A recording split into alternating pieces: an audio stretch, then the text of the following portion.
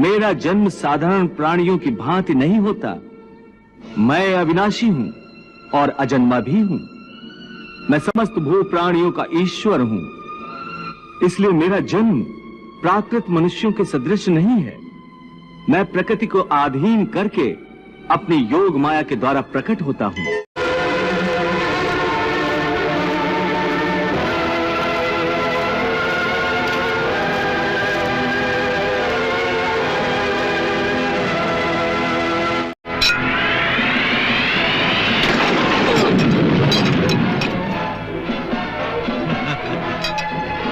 अर्थात देवों की योनियों में जो मनुष्य होते हैं वो अपने सुख भोग कर स्वर्ग से भी लौट आते हैं।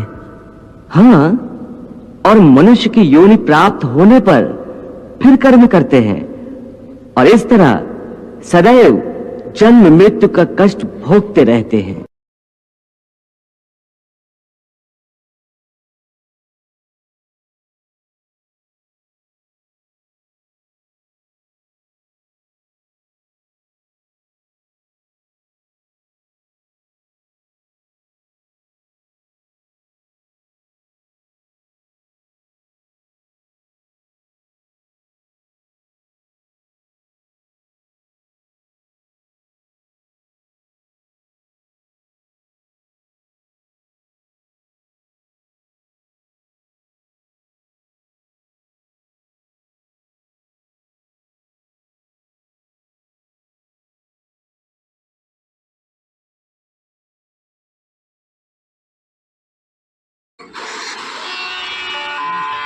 यही सांख्य योग का ज्ञान है कि मनुष्य को एक सन्यासी की भांति सोचना चाहिए कि सब रिश्ते नाते मोह को उत्पन्न करते हैं और मोह इन रिश्तों को इतनी जोर से पकड़ लेता है जैसे एक लोभी पुरुष नदी में डूबते हुए भी धन की गठरी को नहीं छोड़ता।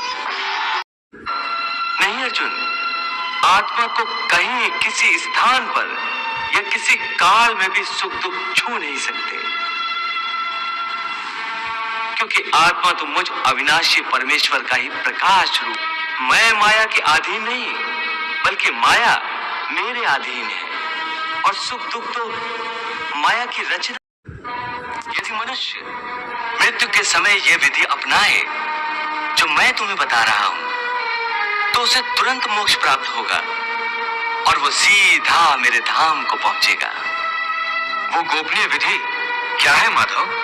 प्राण त्यागते समय अपनी सभी इंद्रियों के द्वार को रोक तथा मन को हृदय में स्थिर कर और प्राण को मस्तिष्क में स्थापित करके परमात्मा का स्मरण करते हुए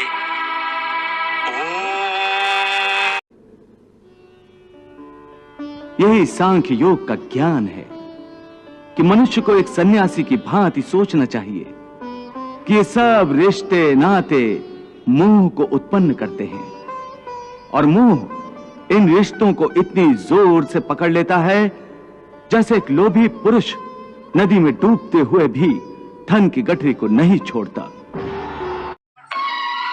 कर्म के बंधन से आवागमन, ये जन्म जन्मांतर का क्या संबंध? मनुष्य अपने एक जन्म में जो कर्म करता है उन कर्मों के फल के रूप में पाप और पुण्य दोनों ही होते हैं। कभी पाप अधिक होते हैं तो कभी पुण्य।